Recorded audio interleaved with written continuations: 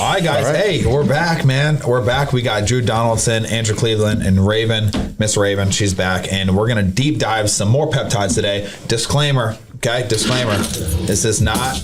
How should our disclaimer go, Andrew? You tell them what's up, man. This is not medical advice. This is for strictly educational purposes only. Yes. Yeah. Educational purposes only. So I want to deep dive into it, okay?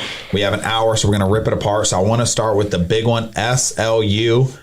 That's what I want you to go on. That's something I know a little bit about, but you know you're a master at it. Let's talk about it. So we got to put this into context a little bit first. So the biggest thing right now is peptides are in this weird spot. So I don't want to go into a whole articulation about what peptides are and what they do, because I know you guys have talked about that here before, and I know if anyone's watching this, they probably have an idea of it already.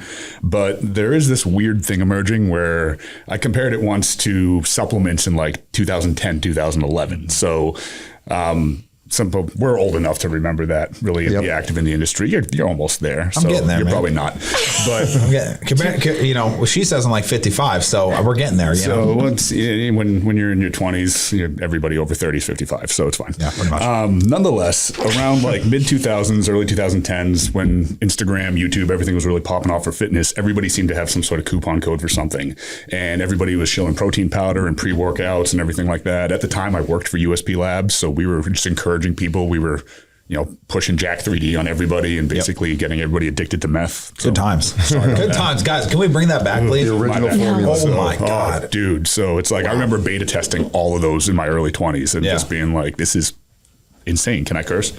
Yes. This is fucking insane. Yes. So it was, and we were at the forefront of all of that. So real quick, what was the difference between Jack 3D now? I know what it is, but it's DMA, right? That's what they put it in. That was the only difference. Synthetic. Yes. 1,3. Yeah. It was basically amphetamine. Pretty much. That was the difference. It was amphetamine. Just kind of not enough to legally sell it. Yeah. So. And I think people who are just getting started out, like Raven, and the younger, right? They don't understand how good that shit was. But the crash on that, dude, I remember going to work. I was serving tables at the time. I'd walk in and I would get the best workout of my life. I'd walk in and I would feel like a fucking zombie. Like I would just crash and I'd be like this walking around. Good times. It was wild. Listen, before your day, we could go to Vitamin Shop or GNC and just buy drugs. Like drugs. Yeah. Like there were drugs in everything. So I missed out is what you're saying. Definitely missed out. A little bit. It's good that we can't anymore, but nonetheless. Okay. So peptides are in this similar spot right now. And I think it's awesome. I love the fact that we're in this stage in human evolution meets the fitness industry where we have accessibility to all this really cool technology and we can all utilize it.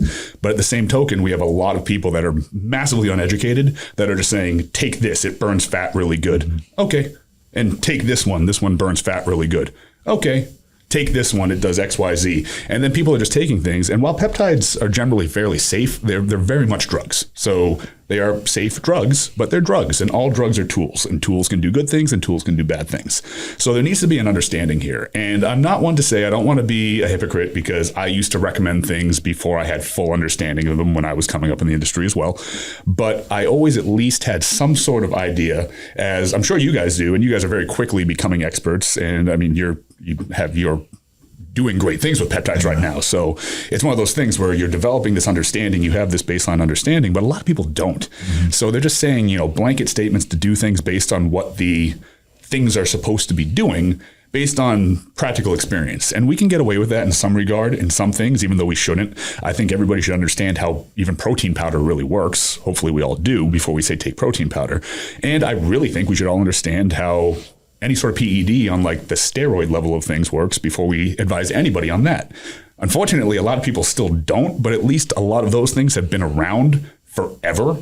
So at least we've heard from a lot of people basically what to look out for and what happens and how long to take them. There's enough practical experience that people have developed these methodologies that you can basically copy paste somebody's protocol for Masteron, testosterone, and nandrolone and just say, okay, here's how to do these things. Depends on who you're copying and pasting though. You know what I'm saying? Very much so. I mean, if we really look at that, with big boys out there, man. If we define that very, very specifically, like you can pick anything apart and say that that's terrible. But generally speaking, you're not going to fuck somebody up with primo, and testosterone. Yeah. So there's enough of an understanding that we know not to stick the needle in your eye and not to take a bottle every day. Hopefully. Take notes. Yeah, I'm writing that down. Not sure. never in the eye. So nonetheless, peptides, while they don't really, for the most part, have an innate ability to acutely do massive amounts of damage and just you take one shot and everything goes to hell, unless you're looking at things like insulin, which is technically a peptide, but that's not really what we're here to talk about. There still are long-term unknowns and there's short-term problems that we can avoid if we know exactly what they're doing. And that's the thing that nobody really understands.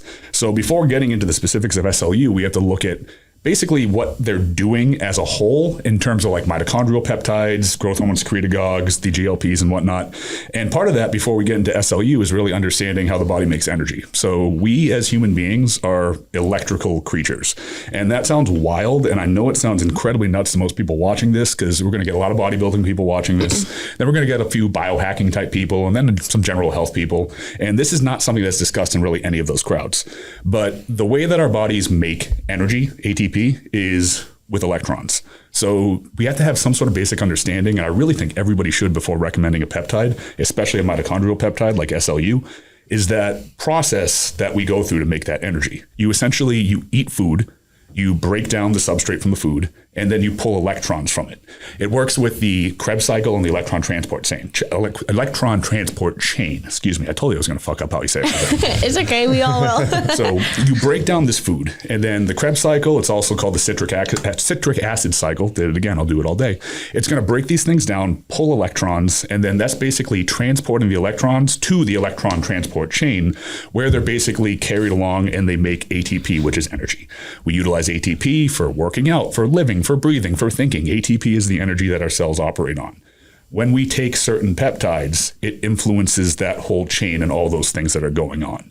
So if we look at an SLU-PP-332, which has gained a ton of popularity, we have to have that understanding of how these things are happening. But that encompasses SLU, your MOTCs, your SS31s, your NADs.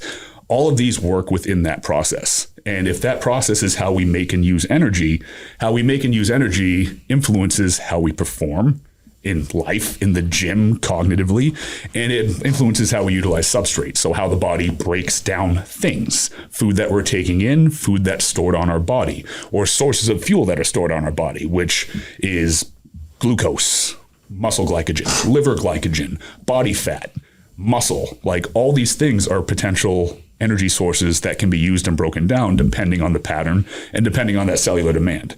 So SLU has been around for a few years. So I was using with clients, I think probably 3.5 years ago. Back then you could only get it from one company in Europe that you had to basically outsource, and it would take a month and a half for it to get in.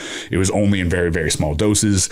You speak to some people that have been using it longer, guys like I believe Anthony Castor has been using it for a while, Alex Keuchel, educators in that field have been using it a bit longer than that, utilizing with athletes.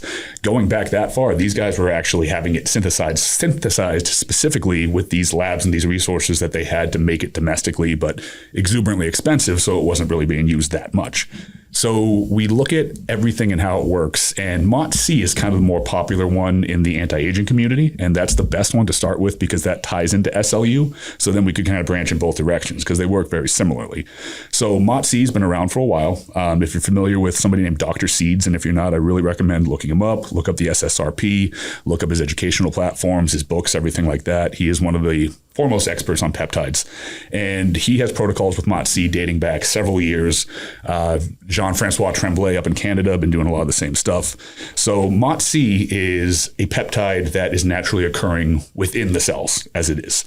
And what it essentially does is it manipulates the folate cycle. And when you do that, you drive more AMP. So to circle back and really kind of dumb this down, I was just talking about everything that we do to make ATP on a cellular level. We take the food, it goes through those processes, carries electrons, makes ATP. Essentially, I'm skipping over a bunch of stuff. Somebody will comment on it. That's not how it works. And then they'll give a dissertation and everybody will ignore it in the comments because it's YouTube. But that's essentially part of what goes on. So what we have is we have the ability to manipulate that with some of these things. So when you make ATP, so essentially adenosine triphosphate will get used for energy. It gets broken down into ADP, which just means a phosphate breaks off. So DP, ADP, 2-phosphates, diphosphate. That gets broken down again to AMP, monophosphate, 1-phosphate. Once AMP is present in the body in a huge amount, the body goes, we're fucking running out of energy. We fucking need more energy now. It elicits a process called AMPK. Once AMPK is elicited, your body is basically going, we need to create energy super, super fast. It kicks into autophagy, mitophagy. The cells are starting to rejuvenate themselves. It'll basically start pulling substrate at a rapid pace. You're burning body fat faster if body fat's available. You'll drop your blood sugar levels quicker because it'll be pulling in all this stuff because it's going, we are creating a demand for energy faster than this person can create it. So go into this process and just make energy burn through it. It's also very restorative. When we do intermittent fasting or prolonged fasting, it's driving that process as well because we're on low fuel, we're driving high demand.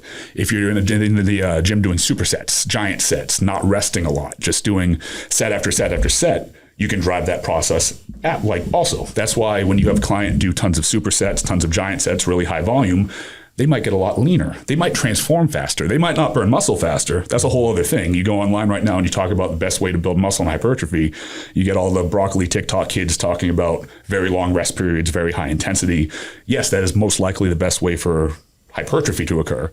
But if you want to drive substrate and change body composition, supersets, giant sets, higher volume workouts drives that ATP to ATP to AMP to AMPK process, which just makes you burn through substrate and stored body fat faster. If you do it when you're too low on fuel, you start getting a ton of oxidative stress because you're trying to pull from something that's not there. That's why you take a client that's 3 weeks out from a show, you start pushing a shitload of us over volume and work. What happens? They look stressed out, stringy, tired. Their body starts crashing. They stop responding. It's too much. You're trying to pull from energy that's not there. Right. When you're taking these peptides, it does the same thing. So looking at MOTS-C first, MOTS-C manipulates the folate cycle. And when you do that, it artificially drives AMP, which puts you into AMPK, which means your body instantly, because of a survival mechanism, goes into more of a, okay, use this substrate, pull what we have, become more efficient at using fuel. It senses we have less fuel, so it goes into survival mode, become better at using the fuel, which is why MOTS-C is great at overall just driving energy because you're going to be moving faster. Everything's going along on a cellular level much quicker, and you're being more efficient with fuel. Your insulin sensitivity gets higher. You're storing glycogen better because the body, again, knows, okay, it's like turning off the air conditioner in your car when you're running really low on gas. You're making everything more efficient. You're cutting off stuff. You're not really cutting off stuff that you don't need in that case, but you're just more efficient at utilizing the fuel.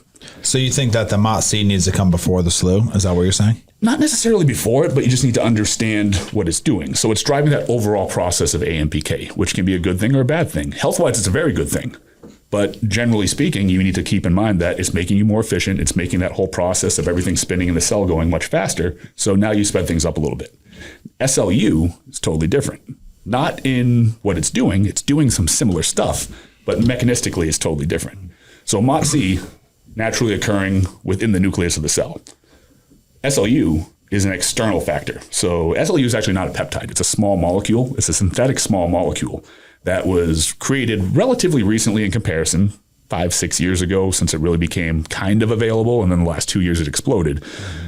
SLU is working almost directly on that substrate utilization. So SLU is being seen to be much more prominent in terms of fat loss and just energy utilization. It's not just making you more efficient like the MOTS-C is. So MOTS-C is kind of like, I'm going to put you in this state of AMPK or make it a lot easier for you to get there.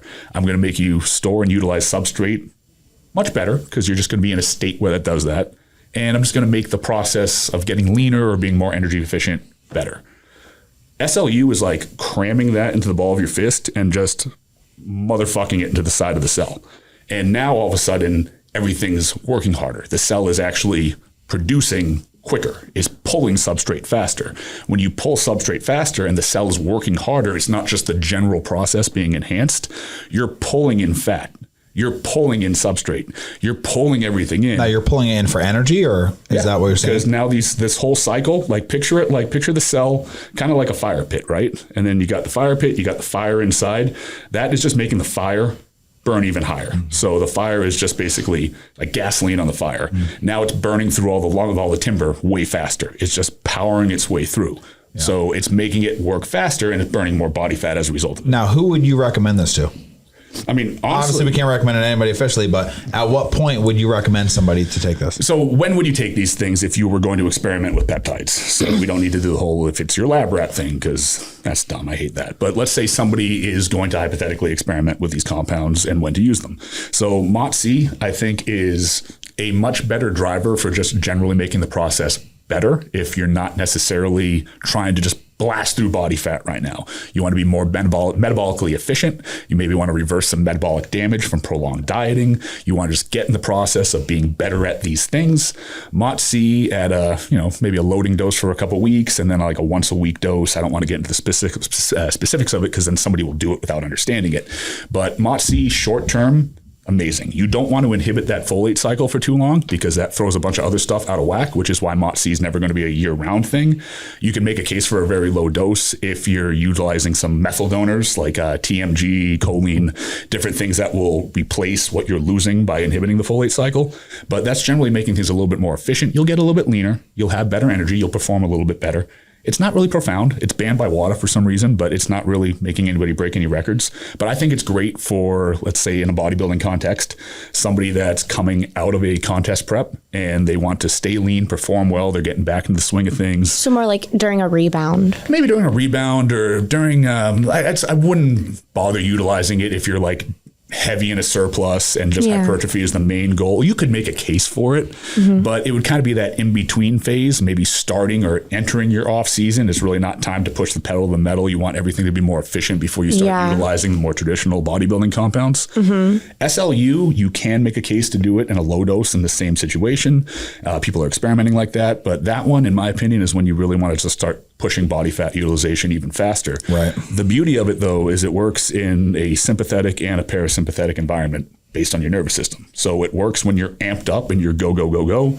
And it works when you're just chilling, talking, calm, sitting on the couch, watching TV. It's working on the estrogen-related receptor. That has nothing to do with actual estrogen, but it's essentially working on those receptor sites, getting into your body and just utilizing its ability to speed everything up in a much more drastic fashion. Gotcha. So that one I like to conserve for more fat loss. The doses are all over the place. And all I can say without getting into doses, because again, I don't really want to do that, the truth is probably somewhere in between. So extremely low doses can be beneficial. Microdoses of anything can be utilized for just general health purposes. The doses that you're going to hear that are astronomical are probably best to avoid. They're being experimented with now.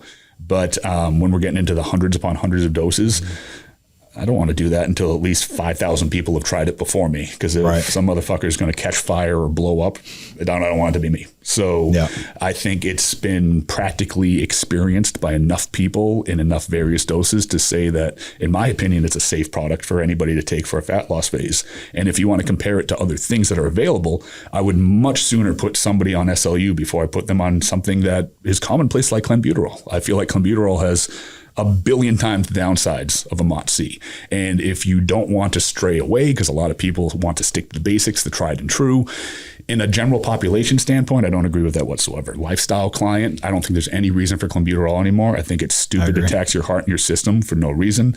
Competitive bodybuilding with somebody that has a legitimate chance of doing something substantial, be it whatever your definition of substantial is, maybe you don't want to stray away from that yet. So I wouldn't take somebody just competing for fun and put them on clenbuterol, but that's me. I don't really hate it if somebody else would recommend otherwise. Somebody has a chance to go do something, to go, win a pro card and compete with it. I'm not saying Raven takes clenbuterol. I have no idea. But situationally, that would be fine. Yeah. But maybe it might be better to take less clenbuterol and a little bit of SLU. Yeah. So there's a couple of very prominent IFBB pros. I've spoken to them on my podcast recently. I'm not going to name drop just because that's douchey, but people that everybody's heard of that have said, like, I'm using this so I can use less of this. Yeah. And we're seeing it. We're seeing these transformations in their physiques year to year. So we have that. We have practical experience. I think SLU is a fantastic compound. Can you partner that with retatrutide? Because we were talking about how that's been very popular in bodybuilding preps recently. So are those things that you could combine together, or you wouldn't recommend? 1,000%. I'm doing it right now. I love it. So you have to look at these things, again, based on what I was saying before. You have to look at them based on how they work. Yeah. So would you take a SLU and a MOTS-C together? Probably not. You could. You can make the case for it because what's the difference between ramping your dose up on SLU versus keeping it the same and adding a little bit of MOTS-C? Yeah. Makes sense. You just wouldn't want to stack gobs and gobs because what happens is you end up overspinning the mitochondria. That's not really a real biological term, but it's been coined recently that you just kind of like everything's going too fast. You're burning through stuff too quickly. It's not that you're getting lean too quick. You're just taxing your system. You're getting into a bunch of reactive oxygen species, oxidative stress. And I'll get into that when we talk about some other things so people understand that.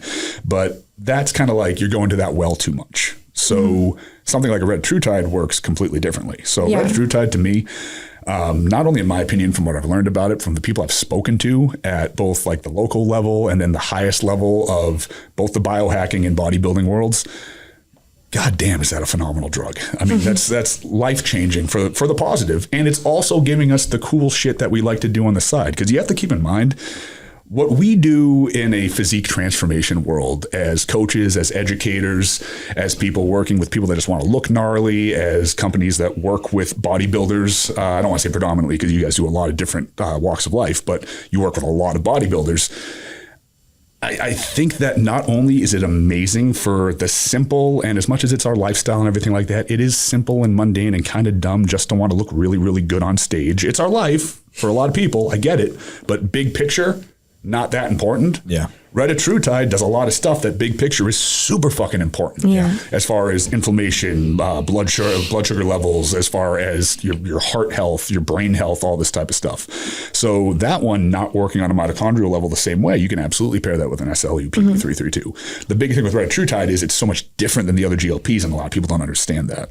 Can you guys explain to us the difference between retatrutide and something like Ozempic? Well, I mean, you've experienced both of them as well, right? You've used everything. Like, what was your practical experience? I can break down the science of it a little bit, but let's go right to the horse's mouth on somebody that's using them. Well, practically, I mean, how I've personally used them and how I've used them with my clients voluntarily, they experience definitely less muscle loss using retatrutide. They had better energy, consistent throughout the day.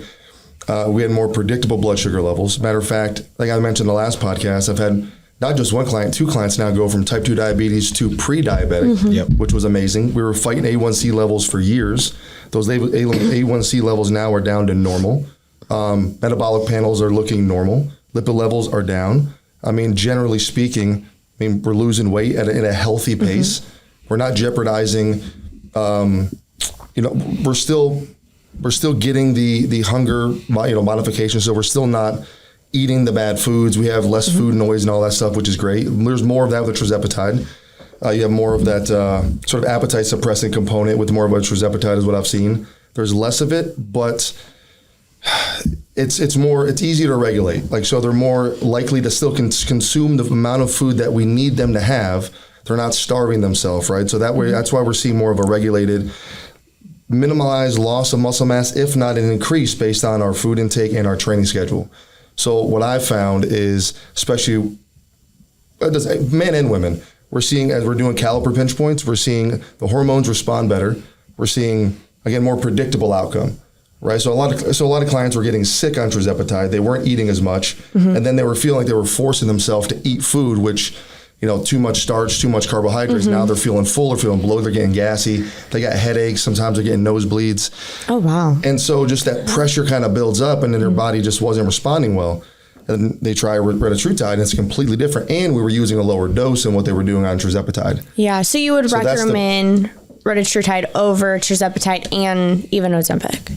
Absolutely over Ozempic, 100%. Because you're only hitting, we'll just say what they call a GLP-1, right? We're only hitting one receptor, so to speak, right? So we got three now that we're hitting with the GLP-3s, the retatrutides, which I feel, no matter how you look at it or how you spin it, that's the superior product. I agree. I know there's risk associated, and there's always a risk anytime you introduce a different compound into your body or a regular supplement into your body. There's always a potential risk and interaction concern, but I haven't seen any negative side effects with any of my clients. And as we track lab work, which if anyone's listening and watching, do your labs pre, post, during. Like that's what some people don't do labs at all, and they wonder why they have discrepancies in their lab work and their liver's all jacked up and their kidneys are all shutting down on them. Do that. Do your lab work. Make sure that your numbers are where they need to be. But I have my mom on it. She's had some heart issues. Her lab work was terrible. Her heart now, she goes to her heart doctor and a cardiovascular doctor. They're completely ecstatic with what her numbers are now. So she's losing weight healthy. She's not eating all the junk food. She's exercising again, and she looks great. She feels great. Yep. And she's not on a high dose. Yeah. She's on a low dose every week. Takes two shots a week, about 3 milligrams total. Yeah. That's her dosing protocol, and it works great for her. Yeah. She tried tirzepatide first, wasn't good. That's what I've been seeing, man. I've been seeing the same exact thing. Like I don't know if I told you guys this, but I know Raven knows.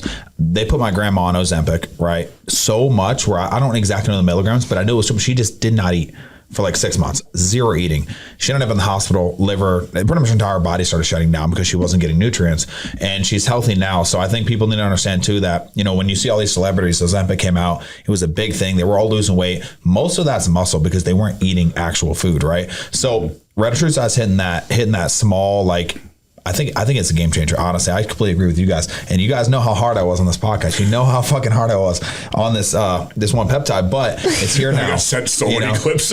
Oh my God, bro. Yes, I went off because here's the thing. And like I said, I'll explain this again. You know me. I'm a bodybuilder. I'm able to get to the mind, but this drug is insane. I mean, it's literally going to take over. You see Nick Walker doing it now. He's made vocal claims about taking it. Samson, he's coming. Be ready for that. You know he's taking it. But I do want to switch that up a little bit.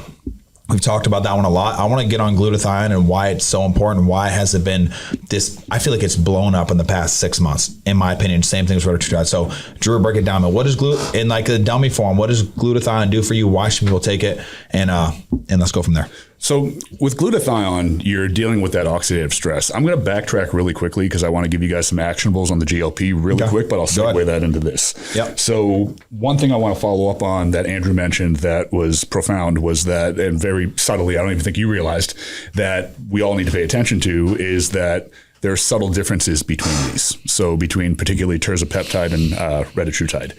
So Terz is, in my opinion, I agree with you guys, it's not as good as retatrutide in general, but we have to cater these to the individual. So Ozempic, not a fan. So if you look at it like that, it's kind of like if you look at retatrutide and tirzepatide as Android and an Apple. It's basically like, which one do you prefer? Okay, we have our preferences. One's better. One's going to be better for one person. The other's going to be better for the other person. Ozempic is like a Motorola flip phone from 2005. Like, there's no point to fucking like. You want to starve? Take this drug. There's really no point whatsoever. When you're looking at Terz, and generally speaking, they mechanistically work very similarly, but anecdotally, and we have to pay attention to that too. Everybody wants to be science right now. And this is coming from me. I like science. I'm a fucking dork for this shit. But we also have to pay attention to what people are doing and what's working. That's like saying like, oh, don't pay attention to Chris Aceto. Have you ever seen a Chris Aceto email? Mm-hmm. They're fucking great. They're like, you look wacky, more pasta, stop cardio, this drug, and then a random dose. Like, that's fucking anecdotal experience from years of doing it. It's one of the best to ever coach anybody. Yes. So we have to take all that into experience as well. So Terz, from what we've seen, a little bit better on the appetite, a little bit better in the general fat burning. Retatrutide, not as profoundly appetite suppressing. We'll still control it. You'll adjust to it a little bit quicker. For the most part, most people do. Agreed. And then it will burn more fat generally. And I just want people to understand it's because it's utilizing GIP and glucagon as pathways as well. When you look at GIP and glucagon, you got to look at it. Let's go back to the fire analogy in a fire pit. So basically GIP and glucagon, when you manipulate those pathways, there's a shed next to the fire pit and there's a bunch of wood stored in the shed. That's your body fat.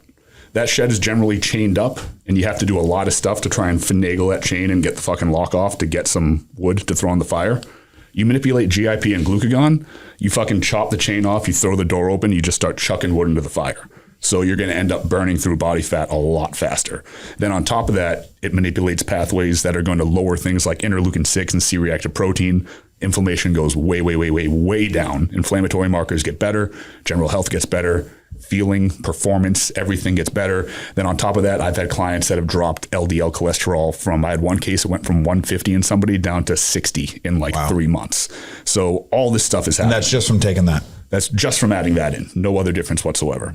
So there's a lot more going on with retatrutide and tirzepatide as opposed to the general consensus on GLPs. Yeah. So we have to keep in mind all the things. I do got a big question for you. And I'm actually genuinely curious. So, and this is my big thing with that. It helps regulate blood sugar, right? Yes. Okay. If you're taking this, imagine taking testosterone. You take it for 5 years. If you stop, are you going to produce testosterone no more? your body naturally. So will you produce these enzymes as you come off? I'm asking you, like, your body will not produce after a certain period of time, right? Correct. So if I was on retatrutide for a while and it's help regulating it, if I get off retatrutide after 4 years, let's say I took it for a year, is that going to go back to normal? Peptides are signaling hormones. So generally speaking, there's much less chance of that happening. I don't want to say no because we don't have the long-term studies on it. Right. And that's what this all comes down to. Somebody's going to, again, comments, internet, somebody, oh, we don't know. Yeah, no shit, we don't know. All right. We're not saying that this is the safest thing in the history of the fucking planet, because if we could say that, then they would just fucking put it in the water. Yeah. Or somebody would. And everybody would just take it. It's as important as food. We don't know. Generally speaking, titrate off the same way you titrate it up, come off slowly, practice good habits afterwards. Don't become dependent on it. Don't make it the only way that you can control food, and utilize it as a tool. A tool is something that you utilize for a purpose. It's not something that you need to be alive. When we get to the point where we just need drugs to function, we're not utilizing tools or trying to optimize our potential. We're just fucking drug addicts. Yeah. So at that point in time, just go get some fucking crack and enjoy the exactly. And that's what I've been seeing, man. And that's where I wanted to get into. You guys know I'm starting to love this peptide, but I also want people to be safe, right? And I think that cycling off of this compound is super important. I know there's people in my circle really close that has been taking this for, I don't know, 9 months, maybe more. At what point do you think you should cycle off? Well, I think the poison's in the dose. So I'll be completely honest with you. I've been on it for probably 10 months now, but there's been stretches for 3-4 months at a time where I've been taking 0.5 milligram per week, because I love what it does with my lipid profile. I like to experiment with things. I like to make sure that I can see what it's doing in me before I recommend different things to clients. I like to trial protocols. I've taken as low as massive stretches of as 0.5 milligram, probably even less, because it's like microdose it every day and miss a few days. I've taken it all the way up to 10 milligrams per week. So I wanted to see exactly what would happen with it, and I wanted to experience it. It's the same way I don't like bodybuilding. I love the process. I hate being on stage. I was a pro wrestler. I worked for WWE. I've been the center of attention. I don't like it anymore. I don't want to do it. I think bodybuilding is super cool. I'm a fan of it. I had no desire to do it. I did it. I did terribly at it, but I did it because I knew I was going to end up coaching people when I was working at MI40 Gym and running the coaching over there. I knew I was going to get a lot of bodybuilders. It wasn't enough for me just to know how to do it. I needed to do it so I knew what it felt like. So I did a bunch of shows that I loved prep. Hated show day, get me the fuck out of here. I don't want anything to do with this, but I did it, experienced it. I think most of us should be doing the same thing with what we're recommending in general for peptides, drugs, anything to a reasonable extent. Yes. So I'm not going to trial a woman's postmenopausal like formula for whatever. Well, yeah, man, no. I mean, you could. You know, I love hearing that, man. And what I want you to do, right, and something that nobody seems to want to fucking do, is how about study it, right? But then get off. And I want to see what happens when you get off. And then we're going to bring you back on the podcast. And I want to see what happens when you get off, because nobody wants to talk about that. Like, yes, Raven did take it. I got her ass off it. And it seems to be going pretty good, right? Yeah. Pretty good. But also, she didn't take it for 9 months like you did. So I'm just very curious.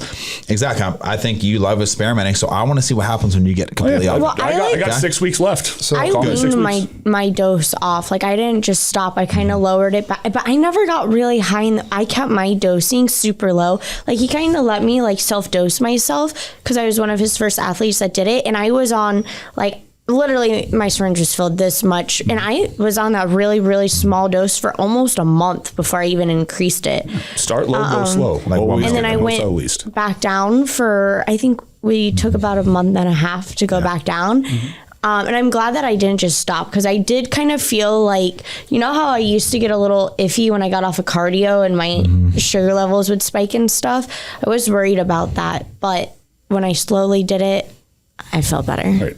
So I'll say something here. Like, when I got back from Dubai, I wanted to come off of it. I was running 2 milligrams a week for a little bit. I got pretty lean. I was supplementing that with a few other things. And but I dropped down from 235 to 218, and I looked full. I looked lean. I was like, it looked good. I was tan, all that good stuff. But I wanted to come off of it because I want to cycle something else through. And so when I came off, I'll be honest, I was forcing myself to eat because I wanted to see if I can get my weight back. And within a month, I was back to 230, almost 236. And then now I'm back down to 225. But, like, I'm holding it a little bit better. Yeah. I'm only doing 1 milligram a week of retatrutide right now. And so for me, I do a lot of undulating through peptides and other compounds. I've been doing that for, like, I swear, I think I said 12 years last time, but I was looking back at my notes, at least 15. Wow. And I have no problem experimenting on myself. I mean, I feel relatively safe. I research things, and I feel, I'm comfortable doing that for myself. I would, if you don't do your research, maybe don't do that, right?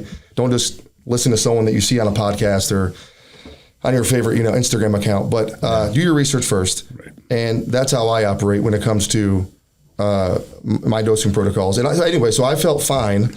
I still wasn't craving, although I do have a sweet tooth. I mentioned that last time. Yeah. I wasn't eating a bunch of stupid food. I was still eating a high protein, but so the muscle, the weight I gained back, I feel the way I looked was mostly just water back into the muscle itself. I felt like, measurably, I didn't gain 10 pounds of, muscle fiber or anything, but I looked full and I looked great at 235, 236. And now I'm back down to about 225, 226. And I still feel good and everything else. I'm doing a lower dose, and I'm changing up what I'm rotating, and I'm going to up some things, pull some things down. And I'm just kind of alternating to kind of see how it works for me. But yeah. So I personally didn't think it changed much. I was intentionally forcing more food in because I wasn't eating as much because, my appetite was a little bit lower. I was getting full a little bit sooner. I was prioritizing protein and healthy fats over carbohydrates when I was taking the 2 milligrams, which everyone should, in my opinion. Don't focus on eating all your carbs and junk food. It's not going to work for you as good. Mm-hmm. That was my experience coming off of it for 4 or 5 weeks. So, I don't think it was bad. And I think if people aren't trying to eat all the food, right, they're not going to gain that weight back. But that was my intent. I felt it was a little small. I want to fill back out again. That's where I'm at right now. And so that was just my intention. And then now I've pulled those calories back down, and I feel good. So the beauty of it too is once you run it and then take time off of it, kind of the state that you're in right now. So talking about those inflammatory markers, particularly like interleukin-6, your inflammation was so low, and inflammation is generally pretty low in a prep environment if you're prepping the right way, which I know you guys do, and not just abusing drugs that are causing a bunch of ROS. Yep. But your system gets such a clean slate, it's going to send you into your rebound phase in such a better position. Jason Theobald calls it, he has a more articulate thing put together with a bunch of other stuff, but it's a slingshot method. So you utilize all these things to get you from point A to point B, but then also set the table for when you go into the next phase, everything just works better. Well, I think that's what Matt's point is that he just doesn't want people, specifically athletes, to be staying on it year round, cycling off of it so your body can do that slingshot method and get you prepared for the next cycle, because he wants it to not have to increase it to ridiculous levels when you're in prep to make it effective again. So I think that's his major.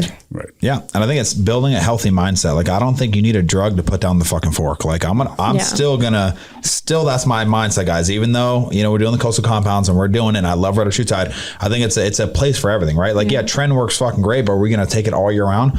No, we're just not going to do it. It has its time and its place. And for me and my athletes, you might take it all year round. Look at you. I believe it. But just a little bit. Just a little microdose, a right? Multivitamin. Little microdose. There's a reason why you didn't put her on Ozempic, because you're not doing it for the appetite suppression. Yeah. Yeah. And I still I shouldn't fight on social media. I hate it, but I'll still jump into comments and be like, you motherfucker. Because every day somebody's like, oh, you just don't eat. It's cheating. Well, first of all, we use fucking drugs. It's not, how's this drug cheating and the others aren't? Exactly. But at the same token too, it's if we're using a bunch of Ozempic, cool. Call me a pussy that can't stop eating. I don't care.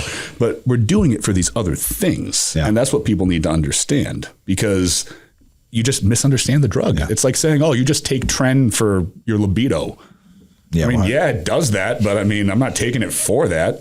Just all the other benefits. But no, I love that you guys are at least, almost just say benefits? Benefits. Benefits. Yeah. Maybe we'll watch that one back. Maybe I did. But I love that you guys experiment on yourself. Man, I did the same thing in my last cycle, right? I'll be honest, never took an insulin, never took an HGH until the last prep, because I knew what was going to be in my last prep. So I wanted to take pretty much everything up in the sun. We a mad scientist figuring out my cycle. Didn't I suggest that you wasn't bad these things? Well, he did, but I wanted to try it anyway because I wanted to see. And it was my only time ever doing it, and that's just that. But let's bring it back together, right? We only have 25 minutes now. Glutathione, let's hit it hard. And when should people take this, and why should people take this? What is it? And what is it? Start with what is it? All right, so glutathione, simplistically, one of the best antioxidants you can ever take. But that opens up the question, what's an antioxidant? Why do we need an antioxidant? So circle all the way back to what I was rambling about for 40 minutes at the beginning and eating up all our time with. It's only 15. How does this stuff work? Only 15 is pretty fucking good for me. Pretty good. Yeah. Nonetheless, we're electrical creatures. So electrons are basically moving through our body, creating energy, creating ATP. That's a necessary thing. It needs to happen. When an electron isn't paired with something, it will branch off. That is reactive oxygen species. That causes oxidative stress. So when we have all these free radicals, all these loose electrons that are basically electrons that are escaping that whole process, that whole chain that I was talking about before, those will float around and they'll try to steal electrons from other places. They'll just wreak havoc on other cells. The more ROS that builds up, the more bad shit starts happening to your cells. Bad shit happens to your cells. You become inflamed. Processes downregulate. Things stop working. Cells get damaged. Damaged cells don't clear out through autophagy and mitophagy correctly. Your senolytic process of getting rid of zombie cells is damaged. You have a bunch of bad cells building up. And then all of a sudden you're into the realm of really bad shit like potential cancer and all the horrible shit that can happen on a cellular level. So we don't want oxidative stress. So we want less reactive oxygen species. So we need antioxidants, which essentially donate electrons to pair up with those free electrons to get them out of the system. And there's a ton of different ones. You get them from food, fruit, vegetables. Tons of stuff have high antioxidants. Superfoods. That's a blanket statement now. If there ever was, everything's a fucking superfood now, apparently. But anything that's an antioxidant will donate electrons to pull out the extra electrons that are causing all the damage. Grounding, bare feet in the fucking dirt, will donate electrons from the earth into your body, which will pair with the electrons, pull that out. If it's, we live in Florida, it's fucking awesome. It fucking, like, every day there's a gnarly lightning storm, especially in the summer. Best thing you can do the morning after a lightning storm is walk in the dirt barefoot because the ground is now charged, full of electrons. Those go into your body through your feet. They will pull out all the electrons that are floating around. You are getting an antioxidant by walking in dirt. Go fucking touch a tree. Same thing happens. Fuck? Really? That is literally a thing. Watch me walk out barefoot today. Like, that's not woo-woo bullshit kumbaya stuff either. Like, I'm into that stuff. You want to talk like energy practices and shit like that? I think it's cool as hell, but this is actual fucking science. They can measure it. So fucking touch a tree, barefoot in the dirt. That is an antioxidant, kind of. So we eat antioxidants. We get electrons in, those pull those out. Things like superoxide dismutase and carbon-60, these are super antioxidants that we can consume. Glutathione is, we can consume it, but if we inject glutathione, you're basically taking, for lack of any super deep explanation, because you don't really fucking need it, you're taking the strongest, one of the strongest motherfucking antioxidants on the planet, you're injecting it, and then all of this crap gets pulled out, so everything works better. Drives immune function drives recovery. Recovery is how we build muscle. Building muscle is part of the immune system. That's why fucking growth hormone works so well at so much shit, because growth hormone drives your immune system. What does it do for your liver and kidneys? So, well, reactive oxygen species are what are one of the things that are causing a ton of stress in your liver and kidneys. Clears it out. It just happens to act really well in the liver and kidneys, liver particularly. So glutathione, like any sort of problematic numbers in AST, ALT, keep in mind that AST is a little bit more systemic, a sign of systemic stress, while ALT is a little bit more localized to the liver. Glutathione, TUDCA, stuff like that. But glutathione is an antioxidant, probably your best bet. But I think everybody should have a diet very rich in antioxidants anyways. Once you're outside of a prep situation, there's a time and a place for white rice, chicken breast, ground turkey, because you need to get to that point because we need to eliminate variables. The minute you get back to real life, you need to start putting in antioxidants for that reason.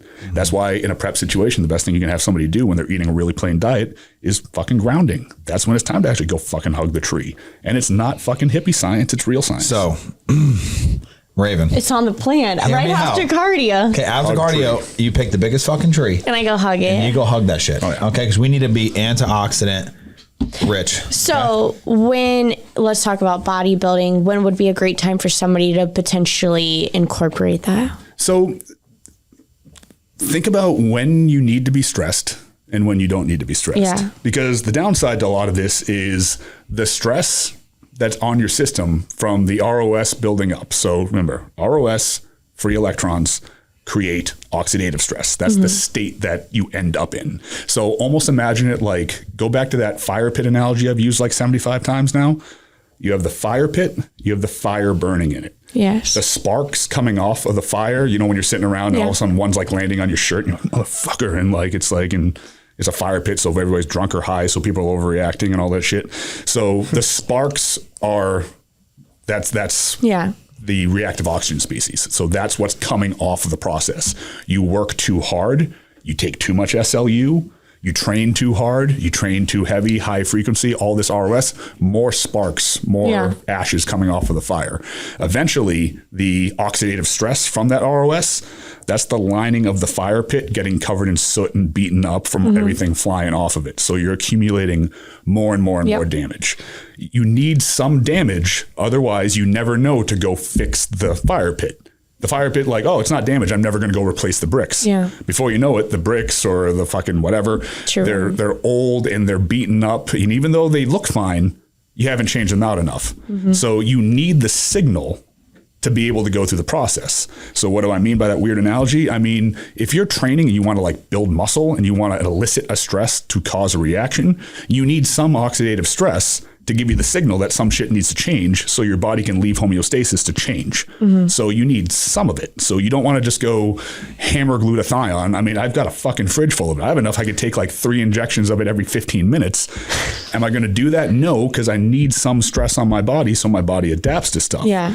So on an off day when stress from prep is getting really, really high, maybe the tail end of it when you're really just trying to survive, you know, you guys know what you're doing, you're ready early, you got a few weeks to go, you just need to kind of maintain. Maybe we bump the frequency up a little bit there, you take a little bit more versus, you know, a rebound or a growth phase particularly. Maybe you don't want to take it every single day, but you still want to take it because that's still a lot of stress on your system.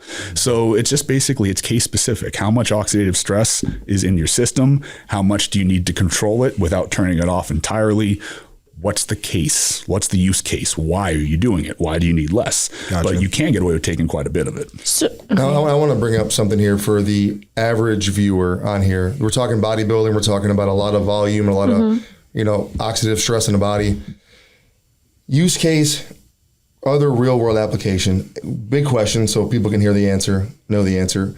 A, do we produce it? And if we do produce it, why don't we produce it as we get older? And at low doses on a natural level, does that make us susceptible to getting sicker more often? And we have seen studies where that has been true with some recent airborne viruses that have gone out there, that everyone that did pass on it or got a long variation of it had ultimately low levels of glutathione, NAD in their body. Probably a strong coincidence to that. So being that we, you know, probably produce this in our body, and if it gets real low and we don't supplement with it, it does make us on a cellular level way more susceptible to getting sick and possibly even reversing the anti-aging component, making us age much faster and ultimately possibly even There's all these perish. external factors. So like, what are your external factors? What are your outside settings? Use that to make the determination. That's why we can't do blanket statements that everybody should do this. If we're making blanket statements, it should be everybody should apply these in these scenarios when this result is needed. Because there's going to be different situations. Whether or not you're 20, 30, 40, or 50 is going to dictate how much more profound that effect's going to be. So you can look at NAD the same way without getting into a whole NAD lecture. NAD is essentially like the currency that pays for the process of everything happening. That's what carries these electrons around. So that goes down with age. You might take NAD and you'll be like, oh, this is pretty cool. I'm twice your age. I might take the same dose and just be like, what the fuck? And then I run through a wall. It all depends. We should test it. So I wanna it's see just that. like, I need to run through a wall, so it could. Buy it. It depends how much you need. And how much you need is based on things like age, the situation you live in. Do you live in the city versus do you live in the country? How much sunlight do you get? Because sunlight drives that whole process too. Are you under blue lights all day? Are you actually out in the sun all day? That will dictate how much of things like how much NAD you need, how much reactive oxygen species are building up in your system, how much oxidative stress you subsequently have. So it's all just based on what's going on. So you use the tools as you need them. That's why you need to understand how they work. Let me ask you something. Okay, people side inject and they get little lumps underneath their stomach. Why is that? I have mine, know why, but we're going to have you here. I mean, I think as riveting as it would be if Drew spout on the biology of like tissue stress for 45 minutes, that would probably drive the views through the roof. But essentially, you're putting something under your skin and it's irritated and it'll eventually go away. And if it didn't, you might have not cleaned your injection site. So it's a simplistic case of low levels of body fat. You're putting something external into your body. It needs to dissipate.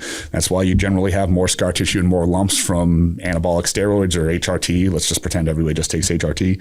And that's an oil, and that's sitting in there. It's more stuff. Yeah. If you really want to keep it simple. A lot of people do like growth hormone and they'll put it in, they'll get like really bad like rashes and like little lumps, and then they'll go into the muscle and it's gone. So why do you think that is? Something that's going to be closer to the surface is just going to show up a little bit quicker.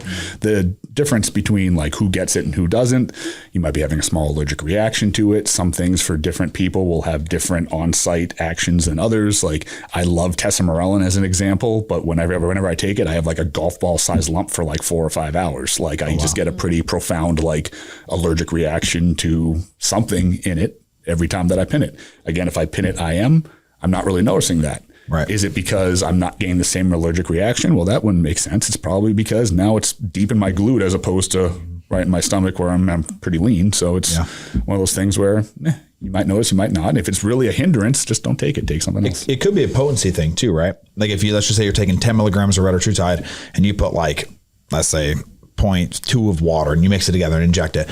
It could be too potent for your skin, and that's why you're getting that infection too, right? So you have to make sure that you're putting enough water per milligram. Take a scoop of protein and put it in a shaker cup and shake it and drink it. It's pretty thin. You take 12 scoops of protein and put it in the same amount of water, then you're chewing that bitch. So it's like it's just a constituent type situation. Yeah. So nothing really to overthink on that. Tesamorelin, go on it, man. What's it do? So why should people take it? Tesamorelin's awesome. So all these things are awesome. It's just when do we use them? How do we use them? So growth hormone secretagogues are super, super interesting. These are peptides that release growth hormone from your pituitary gland. They're super interesting because you'll have one side of the table that's like, these are amazing and I feel great. And then you have the other side of the table, which is generally more your bodybuilding crowd. That's like, this is dumb as fuck. Take growth hormone. It's way stronger. Yeah. So is growth hormone way stronger? Yes, of course it is. Yes. You're always going to get more out of an exogenous compound than you will an endogenous release. Exogenous being something you're putting into your body, endogenous being something that you're producing naturally. That's not to say that there's no use case for these. So there's there's more than a dozen really, growth hormone releasing peptides. There's GHRPs, GHRHs. They all work a little bit differently in how they pulse growth hormone. But every single one of them, it's kind of like, I don't want to compare it to like different steroids, like Primo and Masteron, because those differences can be a little bit more profound, arguably, whereas the peptides are much more subtle. You have your things like your ipamorelin and tesamorelin are probably two of the most well-regarded ones, generally because they're prescription available, so more people talk about them, and also because they have less of a tendency to spike unnecessary things or things you don't want to spike, like prolactin, like cortisol, which the other ones can kind of do. More so the older ones that you don't really see much anymore, GHRP2, GHRP6. So they'll basically signal your pituitary gland to release more hormone or growth hormone, or mechanistically, some of them are a little bit different. But essentially, at the end of the day, they're just releasing more growth hormone into your system. Gotcha. Can you ever release more growth hormone than you could take exogenously? Of course not.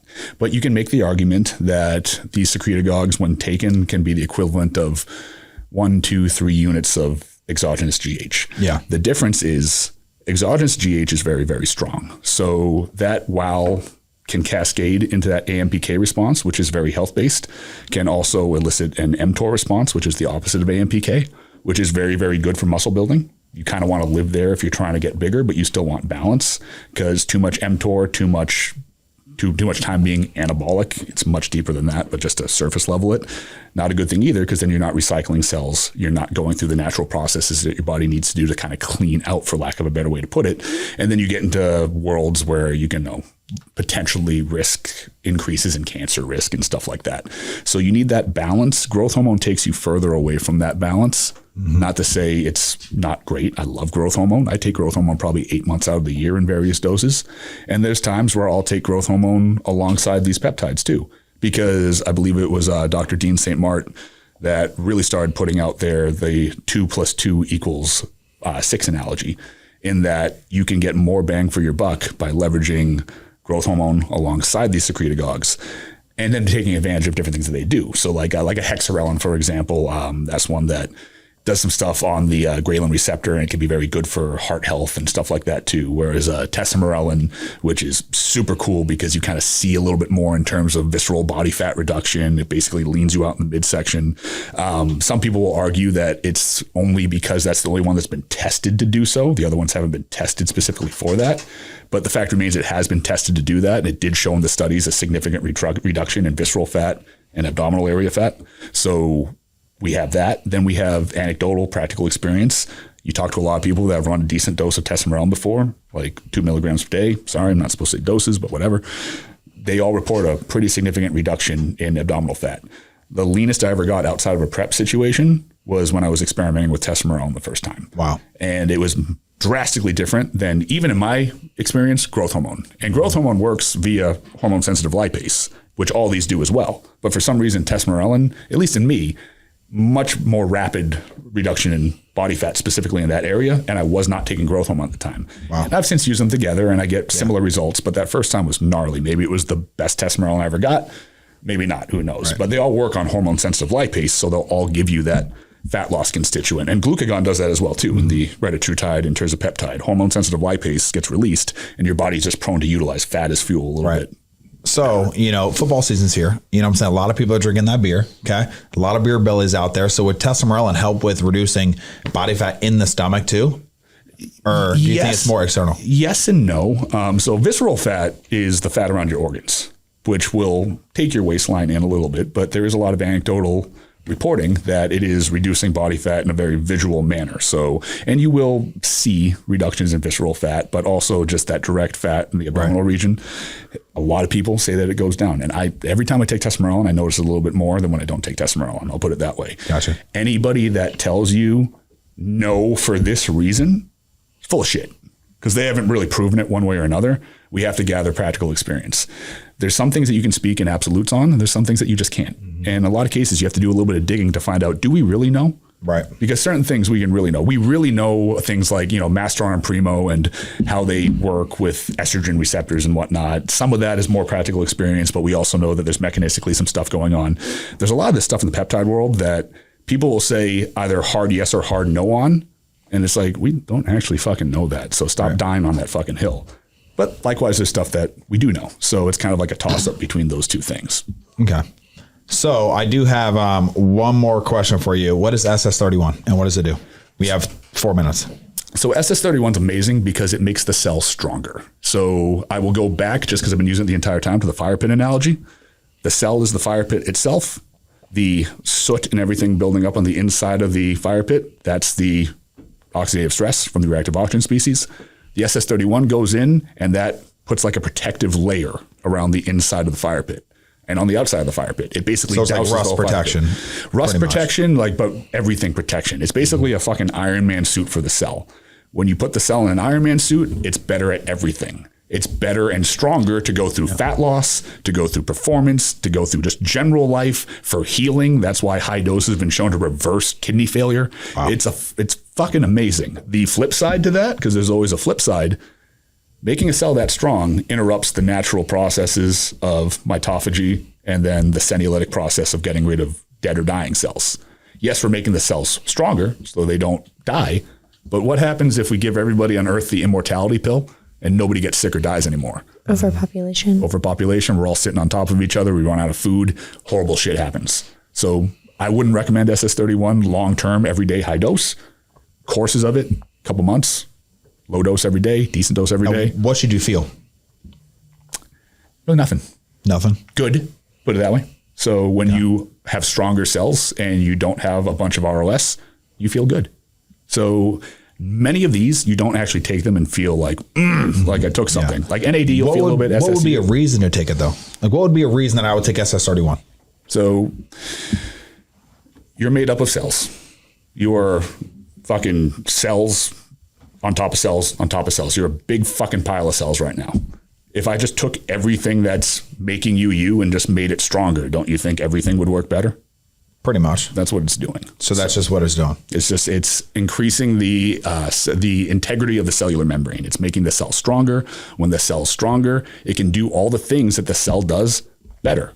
Who's going to be more efficient at manual labor? A jacked guy or a 12-year-old frail Forrest Gump looking kid in the fucking Forrest Gump crutches. Forrest Gump's pretty good though. He's fast, but he's fast, a fast man. Let me ask you this. Do you agree with the idea or the concept that taking some SS31 with just about any other peptide, maybe you can even lower the dose of that peptide, would make that peptide perform better? Oh, of course. It's an amplifier peptide. Okay. So again, take anybody trying to do anything. So take somebody and you want to make them really good at a skill, and peptide A is teaching them that skill, and then peptide B makes them just better in general, a smarter, faster, more functional human being. Which one's going to learn karate or cooking or sex better? SS31 doesn't make sex better, I don't think, but bad example. But it makes all this stuff That's better. about to order a kit right now. So, I mean, it might. It makes every cell better. So I mean, yeah. We got cells there. Oh, goodness gravy. Listen, Yes, that's awesome. I mean, I think that's good. I want to touch on that because that's something that I'm hearing as I'm watching some people like yourself who clearly are very educated in the space, utilizing that as, like I said, an amplifier. It's very much an amplifier peptide. So again, you want to make sense out of things. So the way I utilize it right now is I take a moderate dose, 5 mil. I'm the one that said I wasn't going to say doses. So you can I say don't think whatever you it's want on this podcast. Okay, this is I've what been you use. I've been getting taken down forever, and it's probably not going to stop. So we'll get up on the iron top, buddy. Let's go. We'll get it back. I right now take 5 milligrams 2 days per week on off days. On days that I'm not going to train, I want to drive recovery. I want to just make sure that I'm doing everything that I can to make sure everything's operating efficiently. I have no specific goals right now. I want to be really, really lean. I don't really want to be over 200 pounds anymore. I'm 40 years old. There's no reason to be. I want to look good without a shirt off. I want to look good with a shirt off. I want to look good without a shirt off too.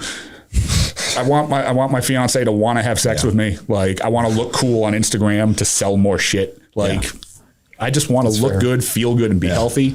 To me, 2 off days, using it just to drive recovery with a bunch of other recovery-based supplements and stuff in general, that makes the most sense for me long term. But if things were changing, or if I had different goals, or I was pushing things really, really hard, or maybe I was going into this pure recovery phase, you can make a case for daily for a little while. You can make a lot of cases. It just has to make sense. You just have to know how it works and apply it as such. Yeah. Education. Yeah. So, guys, we only touched on maybe 5 peptides this entire podcast. There are a lot, and they're all going to be available. I'm just like, here, okay? So you guys already know what's up. I don't know what I'm allowed to say here, guys. So thank you, Drew, for coming on, man. It is that time. I really appreciate you guys. He has a big podcast. What is your podcast, man? So DDT Method is on YouTube. It's on Apple Podcasts. It's on Spotify. YouTube is much more lucrative, so please watch the YouTube. And DDT Method on Instagram. And guys, he is blowing up. I mean, he's getting all the big names, man. So I don't know how you're doing it, but you keep going, buddy, because it is exploding. I see it. Andrew Cleveland, obviously, thank you so much for coming on, man. Appreciate Mr. it. Raven, thank you guys. But yeah, you know what you got to do. You got to like, subscribe, hit that bell notification, and make sure you go support Drew over here and Coastal Compounds. Let's get it. Yeah.